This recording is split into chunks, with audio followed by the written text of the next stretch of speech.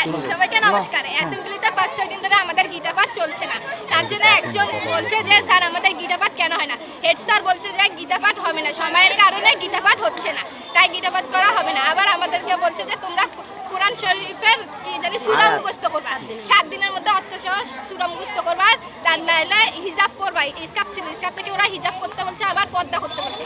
তাই পর্দা না করলে তোমাদের শরীর মেয়েরা ছেলেরা দেখবে। ক্লাসে আবার স্যারেরা বাজেভাবে আমাদেরকে গালি দেয়। তোর ক্লাসে কি বলছে?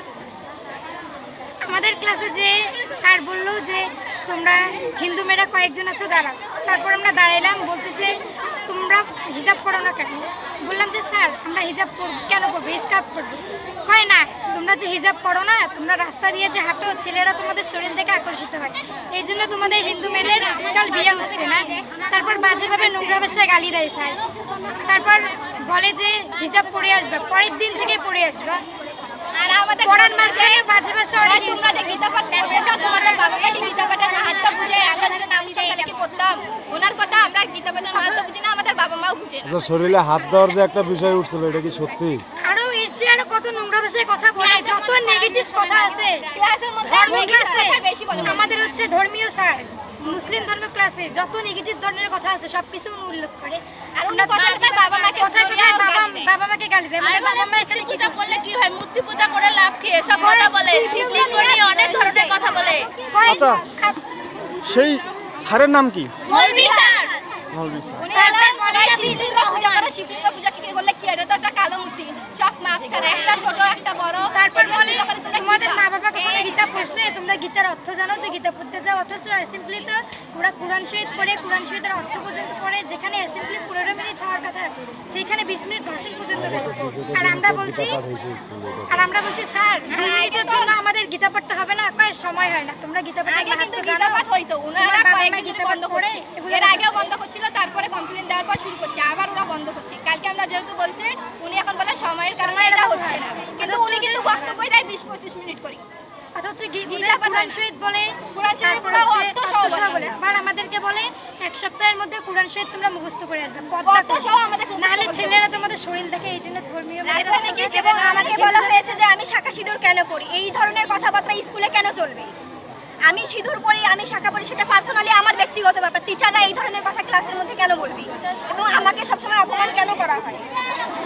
আর একটুতে আমাদের স্কুলে মা বাবার কথা তুলে অপমানিত করা হয়, লজ্জিত হতে হয় আমাদের। আমাদের ধর্ম নিয়ে হলো হাসাহাসি করে, আমাদের ধর্মের কথা হাসাহাসি করে। আমরা যদি কোনো একটি ধর্মীয় অনুষ্ঠান হয়, তারপরে আমাদের বলা হয় আমরা যদি মূর্তিটাকে কিছু করতে পাবে, আমরা যদি কোনো মঞ্চ। আচ্ছা ঠিক আছে, এখন তোমাদের দাবিগুলো কি কি একটু বলো।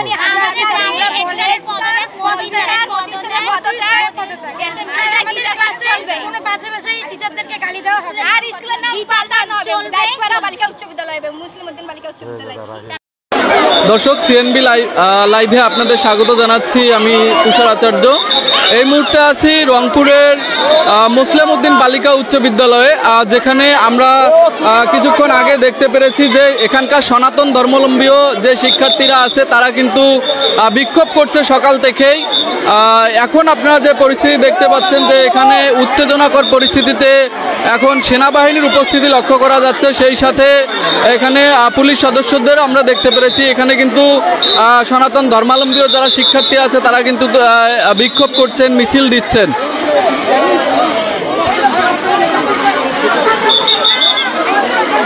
আমরা প্রাথমিকভাবে যেটা জানতে পেরেছি যে সনাতন ধর্মাবলম্বীও যারা শিক্ষার্থী আছে তাদের হিজাব করতে বলা হয়েছিল এবং তাদের কোরআনের সূরা মুখস্থ করতে বলা হয়েছিল, এই মর্মে অভিযোগ করছেন শিক্ষার্থীরা।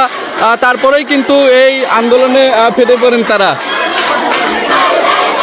এখানে জানতে চাইবো যে শিক্ষার্থীরা আছে তাদের কাছে যে মূলত তোমরা আসলে কিসের জন্য এখানে আন্দোলন করছো?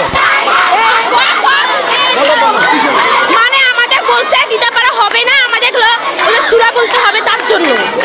আর আমরা হিজাব পরে আসতে বলছি। তোমরা এখন কি চাচ্ছো?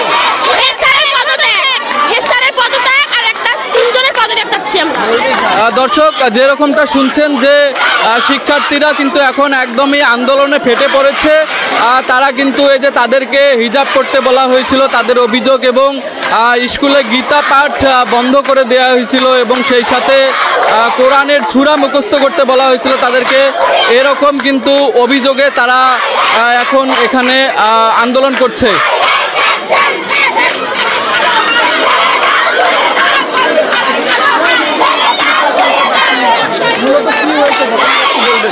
ভাই এখানে হচ্ছে হিন্দু স্বাবলম্বী যারা আছে তাদের মনে করেন যে আপনার হচ্ছে হিন্দু ছাত্রছাত্রীদেরকে ভাই কোরআন শরীফ সূরা মুখস্থ করতে বলা হয়েছে এবং ভাই তার পাশাপাশি তাদেরকে হিজাব করতে বলা হয়েছে। কিন্তু ভাই আমরা স্বাধীন দেশের নাগরিক, কিন্তু কেন ভাই আমরা ওদের ধর্ম পালন করব? আমাদের ধর্মের কি ওরা কখনো গীতা পাঠ করবে? এটা কি আপনি মানেন বলেন?